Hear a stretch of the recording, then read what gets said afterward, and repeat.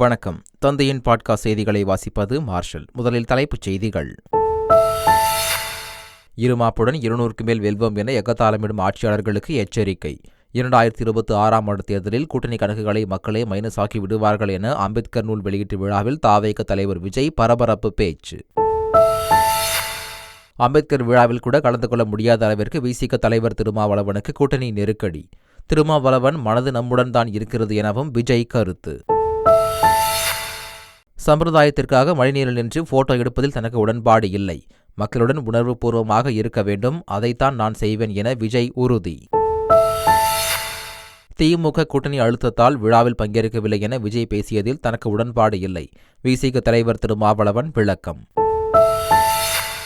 பெஞ்சல் புயல் பாதிப்பு நிவாரண நிதியாக தமிழகத்திற்கு 944.80 கோடி ரூபாய் நிதி ஒதுக்கியது மத்திய அரசு. மத்திய குழு அறிக்கையின் அடிப்படையில் தேசிய பேரிடர் நிவாரண நிதியில் இருந்து கூடுதல் தொகை விடுவிக்கப்படும் என அறிவிப்பு. பெஞ்சல் புயல் பாதிப்புகளை ஆய்வு செய்வதற்காக தமிழகம் வந்தது 7 பேர் கொண்ட மத்திய குழு. விழுப்புரம் உள்ளிட்ட பகுதிகளில் மத்திய குழு இன்று நேரில் ஆய்வு செய்கிறது. தமிழ்நாட்டில் கடந்த 3 ஆண்டுகளில் தலித்துகளுக்கு எதிரான குற்றங்கள் 40% அதிகரிப்பு.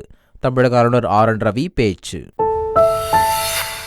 புஷ்பா 2 படத்தின் சிறப்பு காட்சியின் போது கூட்ட நெரிசலில் சிக்கி பலியான பெண்ணின் குடும்பத்திற்கு 25 லட்சம் ரூபாய் நிவாரணம். நடிகர் அல்லு அர்ஜுன் அறிவிப்பு. பிஜிடி தொடரின் பகலிரவு டெஸ்ட் போட்டியில் முதல் இன்னிங்ஸில் இந்திய அணி 180 ரன்களுக்கு ஆல் அவுட். முதல் இன்னிங்ஸில் 1 விக்கெட் இழப்பிற்கு 86 ரன்கள் எடுத்துள்ளது ஆஸ்திரேலியா. இனி விரிவான செய்திகள். கூட்டணி கணக்கு அனைத்தையும் 2026இல் மக்களே மைனஸ் ஆக்கி விடுவார்கள் என்று தாவேக தலைவர் விஜய் தெரிவித்துள்ளார். சென்னை நந்தம்பாக்கத்தில் எல்லோருக்குமான தலைவர் அம்பேத்கர் எனும் புத்தகத்தை தமிழக வெற்றிக் கழகத்தின் தலைவர் விஜய் வெளியிட நீதியரசர் சந்துரு மற்றும் அம்பேத்கரின் பேரன் ஆனந்த் டெல்டும்டே நூலை பெற்றுக் கொண்டனர். நிகழ்ச்சியில் பேசிய விஜய், சமூக கொடுமைதான் அம்பேத்கரை சமத்துவத்திற்காக போராட வைத்துள்ளது என்றார். மணிப்பூரில் நடக்கும் கலவரத்தை கண்டுக்காமல் ஒரு அரசு நம்மை ஆள்கிறது என்று கூறிய விஜய், தமிழ்நாட்டில் உள்ள அரசோ வேங்கைவில் விவகாரத்தில் என்ன நடவடிக்கை எடுத்தது என கேள்வி எழுப்பினார். மன்னராட்சி இனி ஒருபோதும் தமிழகத்தில் வராது என்று விடுதலை சிறுத்தைகள் கட்சியின் துணை பொதுச் செயலாளர் ஆதவ் அர்ஜுன் தெரிவித்துள்ளார். சென்னையில் நடந்த அம்பேத்கர் புத்தக வெளியீட்டு விழாவில் பேசிய அவர், பிறப்பால் ஒரு முதலமைச்சர் உருவாகக்கூடாது என்றும் கருத்தியல் பேசும் முதலமைச்சர்களே வேண்டுமென்றும் அவர் குறிப்பிட்டார். அம்பேத்கர் நூல் வெளியீட்டு விழாவிற்கு செல்லாததற்கு கூட்டணி கட்சியில் தனக்கு எந்த அரசியல் நெருக்கடியும் இல்லை என்று விசிக தலைவர் திருமாவளவன் கூறியுள்ளார். திருச்சியில் செய்தியாளர்களுக்கு பேட்டியளித்த அவர், திமுக கூட்டணியை குறிவைத்து அரசியல் நடப்பதாகவும் யாருடைய அழுத்தத்திற்கும் பணியும் அளவிற்கு விசிகவும் தானும் பலவீனமாக இல்லை என்றும் தெரிவித்தார். விஜயின் கருத்தில் தனக்கு உடன்பாடு இல்லை என்றும் திருமாவளவன் கூறினார். மத்திய அரசின் வரி வருவாயில் இருந்து மாநிலங்களுக்கு 50% வரி பகிர்வு வழங்கப்பட வேண்டுமென முதலமைச்சர் ஸ்டாலின் வலியுறுத்தியுள்ளார். மக்கள் நலத் திட்டங்களுக்கு ஆகும் செலவினங்கள் அதிகரிக்கும் நிலையில் நுகர்வு அடிப்படையிலான வரி வருவாய் தொடர்ந்து குறைந்து வருவதாக குறிப்பிட்டார். எனவே மத்திய வரி வருவாயில் இருந்து மாநிலங்களுக்கு 50% வரி பகிர்வு வழங்கப்பட வேண்டுமென்ற கோரிக்கையை முன்வைத்தார். பெஞ்சல் புயல் சேத பாதிப்பை கண்டறிய தமிழகம் வந்துள்ள மத்திய குழு முதலமைச்சர் ஸ்டாலினை சந்தித்து ஆலோசனை நடத்தினர். மத்திய உள்துறை இணையமைச்சர் ராஜேஷ் குப்தா தலைமையிலான மத்திய குழு அதிகாரிகள் புயல் சேதங்கள் குறித்து ஆய்வு செய்ய தமிழகம் வந்துள்ளனர். இன்று காலை முதல் மத்திய ஆய்வுக்குழு பணிகளை மேற்கொள்ள உள்ள நிலையில் அதற்கு முன்னதாக முதலமைச்சர் ஸ்டாலினை தலைமைச் செயலகத்தில் சந்தித்து ஆலோசனை நடத்தினர். மறுசீரமைப்பு பணிகளுக்கு 6675 கோடி ரூபாய் வழங்க வேண்டி கோரிக்கை மனுவை முதல்வர் அளித்தார். திருவண்ணாமலையில் வெள்ளப்பெருக்கால் பாதிக்கப்பட்ட மக்களுக்கு அதிமுக பொதுச் செயலாளர் எடப்பாடி பழனிசாமி நிவாரணப் பொருட்களை வழங்கினார். தொண்டமானூர் பகுதியில் வெள்ளத்தால் அடித்துச் செல்லப்பட்ட 16 கோடி ரூபாய் மதிப்புள்ள பாலத்தை ஆய்வு செய்தார். பின்னர் செய்தியாளர்களுக்கு பேட்டியளித்த எடப்பாடி பழனிசாமி, அதிமுக ஆட்சியில் கட்டப்பட்ட எந்த பாலங்களும் அடித்துச் செல்லவில்லை என்று கூறினார். கொடநாடு வழக்கில் எடப்பாடி பழனிசாமி, சசிகலா உள்ளிட்டோரை எதிர்த்தரப்பு சாட்சியாக விசாரிக்க சென்னை உயர்நீதிமன்றம் அனுமதி அளித்துள்ளது. கொடநாடு கொள்ளை வழக்கில் அதிமுக பொதுச் செயலாளர் எடப்பாடி பழனிசாமி, சசிகலா உள்ளிட்டோரை விசாரிக்க அனுமதி கோரி வழக்கில் குற்றம் சாட்டப்பட்ட தீபு, சதீசன், சந்தோஷ் சாமி ஆகியோர் நீலகிரி அமர்வு நீதிமன்றத்தில் மனு தாக்கல் செய்திருந்தனர். இதற்கு நீலகிரி நீதிமன்றம் மறுத்துவிட்டதால் சென்னை உயர்நீதிமன்றத்தில் மேல்முறையீடு செய்தனர். இந்த வழக்கில் தீர்ப்பளித்த நீதிபதி வேல்முருகன், எடப்பாடி பழனிசாமி, சசிகலா உள்ளிட்டோரை விசாரிக்க அனுமதி மறுத்த நீலகிரி நீதிமன்ற உத்தரவை ரத்து செய்து அனைவரையும் எதிர்த்தரப்பு சாட்சிகளாக விசாரிக்க அனுமதி அளித்து உத்தரவிட்டார். கடலூர் மாவட்டத்தில் பெஞ்சல் புயல் மழையால் பாதிக்கப்பட்ட குடும்ப அட்டைதாரர்களுக்கு 2000 ரூபாய் நிவாரணத் தொகை வழங்கும் பணியை அமைச்சர் MRK பன்னீர்செல்வம் தொடங்கி வைத்தார். குண்டு உப்பலவாடி பகுதியில் 2000 ரூபாயுடன் 1 கிலோ துவரம்பருப்பு மற்றும் 5 கிலோ அரிசியையும் வழங்கினார். அப்போது பேசிய அமைச்சர், பொதுமக்கள் மற்றும் கால்நடைகளுக்கு எவ்வித நோய் தொற்றும் ஏற்படக்கூடாது என்பதற்காக சிறப்பு மருத்துவ முகாம்கள் நடத்தப்பட்டு வருவதாகவும் தெரிவித்தார். செங்கல்பட்டு மாவட்டம் பல்லாவரத்தில் கழிவுநீர் கலந்த நீரை பருகியதாக குற்றச்சாட்டு எழுந்த விவகாரத்தில் 30க்கும் மேற்பட்டோர் குரோம்பேட்டை அரசு மருத்துவமனையில் சிகிச்சை பெற்று வருகின்றனர். பாஜக முன்னாள் மாநில தலைவரான தமிழிசை சவுந்தரராஜன் குரோம்பேட்டை அரசு மருத்துவமனைக்கு சென்று சிகிச்சை பெறுபவர்களை நேரில் சந்தித்து ஆறுதல் கூறினார். தெற்கு வங்கக்கடலின் மத்திய பகுதிகளில் இன்று காற்றழுத்த தாழ்வு பகுதி உருவாகக்கூடும் என சென்னை வானிலை ஆய்வு மையம் தெரிவித்துள்ளது. இது 12ஆம் தேதி தென்மேற்கு வங்கக்கடலில் இலங்கை, தமிழகம் நோக்கி நகரக்கூடும். இதன் காரணமாக தமிழகத்தில் வரும் 11 மற்றும் 12ஆம் தேதிகளில் ஓரிரு இடங்களில் இடி மின்னலுடன் கூடிய லேசான மழையும், காவிரி பாசன மாவட்டங்களில் ஒரு சில இடங்களில் கனமழைக்கும் வாய்ப்புள்ளதாக தெரிவிக்கப்பட்டுள்ளது. 2021 சட்டமன்ற தேர்தலில் எடப்பாடி தொகுதியில் அதிமுக சார்பில் போட்டியிட்ட பொதுச் செயலாளர் எடப்பாடி பழனிசாமி தன் வேட்புமனுவில் சொத்து விவரங்கள் உள்ளிட்ட தகவல்களை தவறாக தெரிவித்ததாக கூறி மிலானி என்பவர் சேலம் நீதிமன்றத்தில் தனிநபர் புகார் அளித்தார். அதை விசாரித்த சேலம் நீதிமன்றம் இந்த புகார் குறித்து விசாரணை நடத்தி முகாந்திரம் இருந்தால் வழக்கு பதிவு செய்ய சேலம் குற்றப்பிரிவு போலீசாருக்கு உத்தரவிட்டிருந்தது. இந்த உத்தரவை ரத்து செய்யக்கோரி எடப்பாடி பழனிசாமி சென்னை உயர்நீதிமன்றத்தில் மனு தாக்கல் செய்திருந்தார். இதன் மீதான தீர்ப்பை நீதிமன்றம் ஒத்திவைத்துள்ளது. மதுரை மாவட்டம் அரிட்டாப்பட்டி கிராமம் பல்லுயிர் வாழும் பாதுகாப்பு மண்டலமாக தமிழ்நாடு அரசால் அறிவிக்கப்பட்டு வனத்துறையால் பாதுகாக்கப்பட்டு வருகிறது. இந்நிலையில் இயக்குநர் முத்தையா இயக்கத்தில் அருள்நிதி நடித்து வரும் பெயரிடப்படாத புதிய படத்தின் படப்பிடிப்பு அரிட்டாப்பட்டி சுற்றுவட்டாரத்தில் தொடங்கியது. வெடிப்பொருட்கள் கொண்டு அதிக சத்தத்துடன் படப்பிடிப்பு நடந்ததை அறிந்த உள்ளூர் மக்கள் படப்பிடிப்பு நடத்த எதிர்ப்பு தெரிவித்து தடுத்து நிறுத்தினர். சென்னை ஆயிரம் விளக்கு பகுதியைச் சேர்ந்த சூசேராஜ் என்பவர் உறவினர் திருமண நிகழ்ச்சிக்காக திருச்சிக்கு சென்றுவிட்டு வீட்டிற்கு திரும்பிய போது வீட்டில் இருந்த 100 சவரன் தங்க நகைகள் காணாமல் போயிருந்தது தெரியவந்தது. இதுகுறித்து சூசேராஜ் ஆயிரம் விளக்கு காவல் நிலையத்தில் புகார் அளித்தார். அவரது வீட்டில் அவரது மனைவி மற்றும் வீட்டு பணியாட்கள் இருந்த நிலையில் வீட்டின் பூட்டு உடைக்கப்படவில்லை. ஆனால் 100 சவரன் நகை திருடு போனதாக புகார் அளிக்கப்பட்டுள்ளதால் புகாரின் உண்மைத்தன்மை குறித்து போலீசார் விசாரணை மேற்கொண்டு வருகின்றனர். நடிகர் வடிவேலுவுக்கு அவதூறு ஏற்படுத்தும் வகையில் எந்த கருத்தும் தெரிவிக்க மாட்டேன் என உத்தரவாதம் அளித்து மனு தாக்கல் செய்ய நடிகர் சிங்கமுத்துவுக்கு சென்னை உயர்நீதிமன்றம் உத்தரவிட்டுள்ளது. இது தொடர்பான வழக்கு மீண்டும் விசாரணைக்கு வந்தபோது சிங்கமுத்து தொடர்ந்து அவதூறு பேட்டிகளை அளித்து வருவதாக வடிவேலு தரப்பில் குற்றம் சாட்டப்பட்டது. இதையடுத்து அவதூறு கருத்து பேட்டி வீடியோக்களை நீக்கும்படி சம்பந்தப்பட்ட யூடியூப் சேனல்களுக்கு கடிதம் எழுதுமாறு சிங்கமுத்துவுக்கு உத்தரவிட்ட உயர்நீதிமன்றம் விசாரணையை 11ஆம் தேதிக்கு தள்ளி வைத்தது. கட்டிடத்திற்கு 6% கட்டாயம் ஜிஎஸ்டி விதிக்கும் முறைக்கு எதிர்ப்பு தெரிவித்து வரும் 11ஆம் தேதி தமிழகம் தழுவிய போராட்டம் நடத்த இருப்பதாக தமிழ்நாடு வணிகர் சங்கங்களின் பேரமைப்பு தலைவர் விக்ரமராஜா தெரிவித்துள்ளார். சென்னை ஆதம்பாக்கத்தில் செய்தியாளரிடம் பேசிய அவர் டிமார்ட் போன்ற நிறுவனங்களை அகற்றும் நடவடிக்கைகளை தாங்கள் முன்னெடுத்து வருவதாக கூறினார். தொன்மை மாறாமல் புதுப்பித்து பாதுகாத்தமைக்கு கும்பகோணம் துக்காட்சி ஆபத் சகாயேஸ்வரர் கோயிலுக்கு யுனெஸ்கோ விருது வழங்கப்பட்டுள்ளது. சுமார் 1300 ஆண்டுகள் தொன்மையான இந்த கோயிலில் கடந்த ஆண்டு செப்டம்பரில் குடமுழுக்கு நடைபெற்றது. சிதலமடைந்து கற்குவியலாக கோபுரங்கள் எல்லாம் புல் மரங்களாக காட்சியளித்த கோயில் புதுப்பொலிவு பெற்றது. இதையடுத்து கோயிலின் தொன்மை மாறாமல் பாதுகாத்ததற்காக 2024ஆம் ஆண்டுக்கான சிறப்பு விருதை யுனெஸ்கோ வழங்கி சிறப்பித்துள்ளது. சேலம் 4 ரோடு அருகே புதிதாக டாஸ்மாக் கடையை அமைப்பதற்கு எதிர்ப்பு தெரிவித்தும் சந்துக்கடையை அகற்றக் கோரி அப்பகுதியைச் சேர்ந்த பெண்கள் உட்பட 100க்கும் மேற்பட்டோர் ஆர்ப்பாட்டத்தில் ஈடுபட்டனர். இந்த சந்துக்கடையில் கள்ளத்தனமாக மது விற்பனை செய்வதாக கூறி ஆர்ப்பாட்டம் செய்தனர். அவர்களுடன் போலீசார் பேச்சுவார்த்தை நடத்திய போது பொதுமக்கள் போலீசாரை சிறைப்பிடித்ததால் போலீசாருக்கும் பொதுமக்களுக்கும் இடையே வாக்குவாதம் ஏற்பட்டது. வரும் 10ஆம் தேதி திட்டமிட்டபடி கோட்டை நோக்கி போராட்டம் நடத்தப்படும் என பகுதி நேர ஆசிரியர் சங்கம் அறிவித்துள்ளது. அரசு பள்ளிகளில் பணிபுரிந்து வரும் பகுதி நேர ஆசிரியர்கள் பணி நிரந்தரம் செய்யக்கோரி போராட்டங்கள் நடத்தி வரும் நிலையில் சென்னை டிபிஐ வளாகத்தில் பேச்சுவார்த்தை நடத்தப்பட்டது. இதில் உடன்பாடு எட்டப்படாததால் திட்டமிட்டபடி போராட்டம் நடத்தப்படும் என்று பகுதி நேர ஆசிரியர் சங்க ஒருங்கிணைப்பாளர் பாபு அறிவித்துள்ளார். கார்த்திகை மாத சுப முகூர்த்த நாளை ஒட்டி வியாழக்கிழமையன்று கூடுதலாக 50 டோக்கன்கள் வழங்கப்பட்டதாக அமைச்சர் மூர்த்தி கூறியுள்ளார். பதிவுத்துறை வரலாற்றில் இதுவரை இல்லாத வகையில் இந்த ஆண்டு நவம்பரில் மட்டும் 1984 கோடி வருவாய் ஈட்டி சாதனை படைத்துள்ளதாக தெரிவித்துள்ளார். கடந்த ஆண்டு நவம்பர் மாதத்தில் ஈட்டப்பட்ட வருவாயை விட இந்த ஆண்டு நவம்பரில் 301 கோடி 87 லட்சம் கூடுதலாக ஈட்டியுள்ளதாக அமைச்சர் மூர்த்தி தெரிவித்துள்ளார்.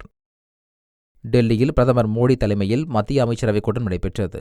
பின்னர் செய்தியாளர்களை சந்தித்த மத்திய அமைச்சர் அஸ்வினி வைஷ்ணவ் நாடு முழுவதும் 85 புதிய கேந்திரிய வித்யாலயா பள்ளிகளை தொடங்க மத்திய அமைச்சரவை ஒப்புதல் வழங்கியுள்ளதாக தெரிவித்தார். இதன் மூலம் 82,560 மாணவர்கள் பயன்பெற உள்ளதாகவும் 5,388 ஆசிரியர் பணியிடங்கள் உருவாக்கப்பட உள்ளதாகவும் தெரிவித்தார். தமிழகத்தில் தஞ்சை மாவட்டம் பிள்ளையார்பட்டி மற்றும் தேனி மாவட்டத்தில் தலா ஒரு கேந்திரிய வித்யாலயா பள்ளி அமைக்கப்பட உள்ளது என்றார். மக்களவையில் பேசிய பாஜக எம்பி நிஷாந்த் தூபே இந்தியாவுக்கு எதிரான மனநிலை கொண்ட அமெரிக்க தொழிலதிபர் ஜார்ஜ் சோரஸுடன் ராகுலுக்கு தொடர்பு இருப்பதாகவும் குற்றம் சாட்டினார். ராகுல் காந்தியை துரோகி என்றும் ஜார்ஜ் சோரஸுடன் இணைந்து இந்தியாவுக்கு எதிராக சதி செய்கிறார் என்றும் பாஜக எம்பி சம்பித் பத்ரா குற்றம் சாட்டினார். இவ்விவகாரத்தை 2வது நாளாக மக்களவையில் எழுப்பிய எதிர்க்கட்சிகள் அமளியில் ஈடுபட்டதால் அவை நடவடிக்கைகள் முடங்கியது. விவசாய விளைபொருட்களுக்கு குறைந்தபட்ச ஆதார விலைக்கு சட்டப்பூர்வ உத்தரவாதம் என்பது உள்ளிட்ட கோரிக்கைகளை விவசாயிகள் வலியுறுத்தி வருகிறார்கள். இதற்காக டெல்லி சலோ போராட்டத்தை ஹரியானா, பஞ்சாப் மாநில விவசாயிகள் அறிவித்தனர். டெல்லியை நோக்கி பேரணியாக சென்ற ஹரியானா, பஞ்சாப் விவசாயிகளை ஹரியானா, பஞ்சாப் எல்லையான ஷம்புவில் தடுத்து நிறுத்திய போலீசார் அவர்களை கண்ணீர் புகை குண்டுகளை வீசி கலைத்தனர். இதனால் பரபரப்பு நிலவியது. இலங்கை கடற்படையால் மீனவர்கள் கைது செய்யப்படும் விவகாரத்தில் மத்திய அரசு எடுத்துள்ள நடவடிக்கை என்ன என்று மத்திய அரசுக்கு காங்கிரஸ் எம்பி ராபர்ட் புரூஸ் கேள்வியை எழுப்பியிருந்தார். அதற்கு மக்களவையில் எழுத்துப்பூர்வமாக பதிலளித்துள்ள வெளியுறவுத்துறை இணையமைச்சர் கீர்த்தி வர்தன் சிங், இலங்கை சிறையில் 486 தமிழக மீனவர்கள் இருப்பதாக தெரிவித்துள்ளார். மாநிலங்களவையில் தெலுங்கானா காங்கிரஸ் எம்பி அபிஷேக் மனு சிங்வியின் இருக்கைக்கு அடியில் இருந்து ரூபாய் நோட்டுகள் கண்டெடுக்கப்பட்டது குறித்து மாநிலங்களவைத் தலைவர் ஜெகதீப் தங்கர் விசாரணைக்கு உத்தரவிட்டுள்ளார். ஆனால் விசாரணை முடிந்து நம்பகத்தன்மை உறுதி செய்யப்படும் வரை இந்த சம்பவம் அசாதாரணமானது மட்டுமின்றி தீவிரமானது என்ற அவை முனைவர் ஜே பி நட்டா இது அவை கண்ணியத்திற்கு களங்கம் விளைவிப்பதாகவும் என குற்றம் சாட்டினார். வயநாடு நிலச்சரிவு தொடர்பாக மத்திய அரசு எடுத்துள்ள நடவடிக்கைகள் குறித்து உள்துறை அமைச்சர் அமித்ஷா பிரியங்கா காந்தி எம்பிக்கு எழுத்துப்பூர்வமாக பதிலளித்துள்ளார். இதுகுறித்து கருத்து தெரிவித்துள்ள பிரியங்கா காந்தி, பேரழிவுகள் அரசியலுக்கான விவகாரமாக இருக்கக்கூடாது என்றார். பேரழிவுகளால் பாதிக்கப்பட்டவர்களுக்கு ஆதரவளிக்கும் முயற்சிகளில் மனித நேயத்திற்கும் இரக்கத்திற்கும் முன்னுரிமை அளிக்க வேண்டும் என்று கேட்டுக் கொண்டுள்ளார். மத்திய மாநில அரசுகள் வயநாடு மக்களுக்கான பொறுப்பை நிறைவேற்ற முன்வர வேண்டும் என்றும் வேண்டுகோள் விடுத்துள்ளார். மைனா கும்கி திரைப்பட புகழ் கொட்டக்குடி மலை கிராமத்திற்கு தேசிய ஊரக சாலை மேம்பாட்டு திட்டத்தின் கீழ் சாலை அமைப்பதற்கு வனத்துறை அனுமதியுடன் பூமி பூஜை போடப்பட்டது. போடிநாயக்கனூர் மேற்கு தொடர்ச்சி மலைப்பகுதியில் அமைந்துள்ள இந்த கிராமத்தில் 50 ஆண்டு காலமாக பொதுமக்கள் போராட்டம் நடத்தி வந்த நிலையில் தற்போது விடிவு காலம் பிறந்துள்ளதாக தெரிவித்துள்ளனர்.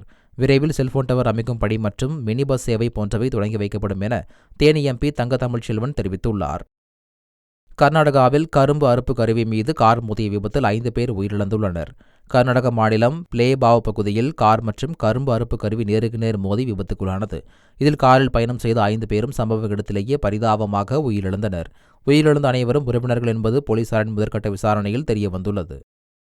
புஷ்பா 2 சிறப்பு காட்சியின் போது கூட்ட நெரிசலில் சிக்கிய உயிரிழந்த பெண்ணின் குடும்பத்திற்கு 25 லட்சம் ரூபாய் வழங்குவதாக நடிகர் அல்லு அர்ஜுன் தெரிவித்துள்ளார். ஹைதராபாத்தில் உள்ள சந்தியா தியேட்டரில் புஷ்பா 2 படத்தின் சிறப்பு காட்சி நடிகர் அல்லு அர்ஜுன் பார்க்க சென்றபோது கூட்ட நெரிசலில் சிக்கிய பெண் ஒருவர் பரிதாபமாக உயிரிழந்தார். இந்த செய்தியை அறிந்து மனவேதனை அடைந்ததாக குறிப்பிட்டுள்ள அல்லு அர்ஜுன் பாதிக்கப்பட்ட குடும்பத்திற்கு எந்த உதவியும் செய்ய தயாராக இருப்பதாக தெரிவித்துள்ளார். அல்லு அர்ஜுன் நடிப்பில் வெளியாகியுள்ள புஷ்பா 2 திரைப்படம் முதல் நாளில் 294 கோடி ரூபாய் வசூலித்துள்ளதாக படக்குழு தெரிவித்துள்ளது. இதன் மூலம் இந்தியாவில் முதல் நாளில் அதிகம் வசூலித்த திரைப்படம் என்ற சாதனையை புஷ்பா 2 நிகழ்த்தியுள்ளது. இதற்கு முன்னதாக RRR படம் முதல் நாளில் 222 கோடி ரூபாய் வசூலித்திருந்தது குறிப்பிடத்தக்கது. நடிகர் நாக சைத்தன்யா, சோபிதா திருமண தம்பதிகள் மற்றும் நடிகர் நாகார்ஜுனா ஆகியோர் ஸ்ரீசைலம் சிவன் கோவிலில் சாமி தரிசனம் செய்தனர். சமீபத்தில் நாக சைத்தன்யா, சோபிதா ஜோடியின் திருமணம் நடைபெற்ற நிலையில் மூவருக்கும் ஸ்ரீசைலம் சிவன் கோவிலில் சிறப்பு தரிசனத்திற்கு ஏற்பாடு செய்யப்பட்டன. தரிசனத்திற்கு வந்த அவர்களை கண்ட பக்தர்கள் மூவருடனும் சேர்ந்து புகைப்படம் மற்றும் செல்ஃபி எடுத்துக் கொண்டனர். நடிகர் திலீப் சபரிமலையில் சிறப்பு தரிசனம் செய்தது தொடர்பாக விரிவான அறிக்கை தாக்கல் செய்ய கேரள உயர்நீதிமன்றம் உத்தரவிட்டுள்ளது. சபரிமலை தொடர்பான வழக்கு விசாரணைக்கு வந்தபோது சபரிமலையில் யாருக்கும் சிறப்பு தரிசனம் வழங்கக்கூடாது என்று உத்தரவிடப்பட்டதை உயர்நீதிமன்றம் சுட்டிக்காட்டியது. இதை மீறி திலீப் எப்படி தரிசனத்திற்கு வந்தார் என்றும் இந்த விஷயத்தை சாதாரணமாக எடுத்துக்கொள்ள முடியாது என்றும் உயர்நீதிமன்றம் கூறியுள்ளது. திலீப் தரிசனம் செய்தது தொடர்பான சிசிடிவி காட்சிகளை தாக்கல் செய்யவும் உத்தரவிட்டது. பார்டர் கவாஸ்கர் கோப்பை தொடரின் 2வது டெஸ்ட் போட்டி அடிலேடில் பகலிரவு ஆட்டமாக தொடங்கியது. முதலில் பேட்டிங் செய்த இந்திய அணி ஆஸ்திரேலியாவின் நேர்த்தியான பந்துவீச்சை தாக்குப்பிடிக்க முடியாமல் முதல் இன்னிங்ஸில் 180 ரன்களுக்கு ஆட்டம் இழந்தது. இந்திய அணியில் அதிகபட்சமாக நிதிஷ் ரெட்டி 42 ரன்களும் KL ராகுல் 37 ரன்களும் எடுத்தனர். ஆஸ்திரேலிய வீரர் மிட்செல் ஸ்டார்க் அபாரமாக பந்து வீசி 6 விக்கெட்டுகளை வீழ்த்தினார். தொடர்ந்து முதல் இன்னிங்ஸை தொடங்கிய ஆஸ்திரேலியா முதல் நாள் முடிவில் 1 விக்கெட் இழப்பிற்கு 86 ரன்கள் எடுத்துள்ளது. மீண்டும் தலைப்புச் செய்திகள். இருமாப்புடன் 200க்கு மேல் வெல்வோம் என எக்கத்தாளமிடும் ஆட்சியாளர்களுக்கு எச்சரிக்கை. 2026ஆம் ஆண்டு தேர்தலில் கூட்டணி கணக்குகளை மக்களே மைனஸ் ஆக்கி விடுவார்கள் என அம்பேத்கர் நூல் வெளியீட்டு விழாவில் தவேக தலைவர் விஜய் பரபரப்பு பேச்சு. அம்பேத்கர் விழாவில் கூட கலந்து கொள்ள முடியாத அளவிற்கு விசிக தலைவர் திருமாவளவனுக்கு கூட்டணி நெருக்கடி. திருமாவளவன் மனது நம்முடன் தான் இருக்கிறது எனவும் விஜய் கருத்து. சம்பிரதாயத்திற்காக மழைநீரில் நின்று போட்டோ எடுப்பதில் தனக்கு உடன்பாடு இல்லை. மக்களுடன் உணர்வு பூர்வமாக இருக்க வேண்டும், அதைத்தான் நான் செய்வேன் என விஜய் உறுதி. திமுக கூட்டணி அழுத்தத்தால் விழாவில் பங்கேற்கவில்லை என விஜய் பேசியதில் தனக்கு உடன்பாடு இல்லை. விசிக தலைவர் திருமாவளவன் விளக்கம். பெஞ்சல் புயல் பாதிப்பு நிவாரண நிதியாக தமிழகத்திற்கு 944.80 கோடி ரூபாய் நிதி ஒதுக்கியது மத்திய அரசு. மத்திய குழு அறிக்கையின் அடிப்படையில் தேசிய பேரிடர் நிவாரண நிதியில் இருந்து கூடுதல் தொகை விடுவிக்கப்படும் என அறிவிப்பு. பெஞ்சல் புயல் பாதிப்புகளை ஆய்வு செய்வதற்காக தமிழகம் வந்தது 7 பேர் கொண்ட மத்திய குழு. விழுப்புரம் உள்ளிட்ட பகுதிகளில் மத்திய குழு இன்று நேரில் ஆய்வு செய்கிறது. தமிழ்நாட்டில் கடந்த 3 ஆண்டுகளில் தலித்துகளுக்கு எதிரான குற்றங்கள் 40% அதிகரிப்பு. தமிழக ஆளுநர் RN ரவி பேச்சு. புஷ்பா 2 படத்தின் சிறப்பு காட்சியின் போது கூட்ட நெரிசலில் சிக்கி பலியான பெண்ணின் குடும்பத்திற்கு 25 லட்சம் ரூபாய் நிவாரணம். நடிகர் அல்லு அர்ஜுன் அறிவிப்பு. BGT தொடரின் பகலிரவு டெஸ்ட் போட்டியில் முதல் இன்னிங்ஸில் இந்திய அணி 180 ரன்களுக்கு ஆல் அவுட். முதல் இன்னிங்ஸில் 1 விக்கெட் இழப்பிற்கு 86 ரன்கள் எடுத்துள்ளது ஆஸ்திரேலியா. இத்துடன் தந்தையின் பாட்காஸ்ட் செய்திகள் நிறைவடைந்தன. வணக்கம்.